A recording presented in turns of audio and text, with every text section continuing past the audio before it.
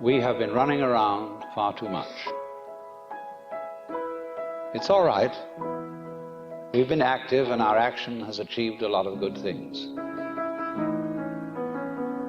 But the goal of action is contemplation. In other words, busy, busy, busy, busy, busy, but what's it all about? Especially when people are busy because they think they're going somewhere and they're going to get something and attain something. There's quite a good deal of point to action if you know you're not going anywhere. If you act like you dance, or like you sing, or play music, then you're really not going anywhere.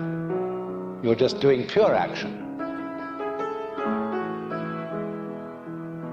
But if you act with the thought in mind that as a result of action, you are eventually going to arrive at some place where everything will be all right, then you are on a squirrel cage.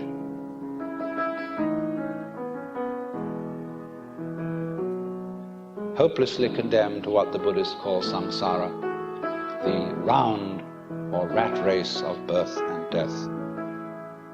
Because you think you're going to get somewhere. You're already there.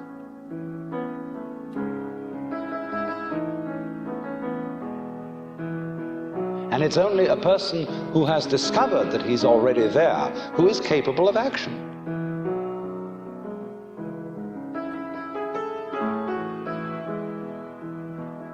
Because he doesn't act frantically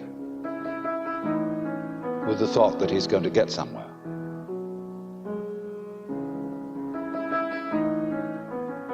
He can go into walking meditation,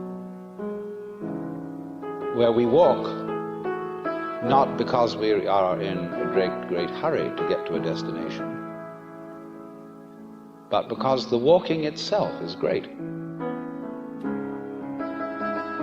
The walking itself is the meditation.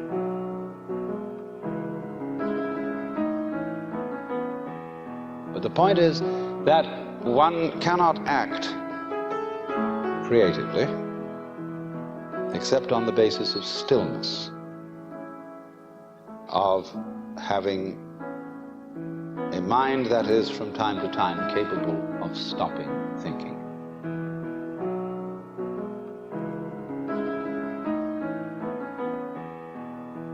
This is an impossible thing to put in words. The nearest I could get to it would be to say that if you could see this moment, that you need nothing beyond this moment, now, sitting here, irrespective of anything I might be saying to you, of any ideas you might have rattling around in your brains, that here and now is the absolute which than which there is no whicher.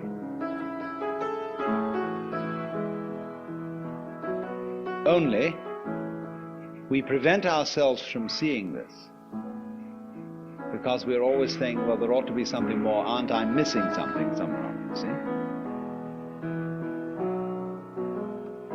The perfectly wise man is the one who realizes vividly that the ideal place is the place where you are.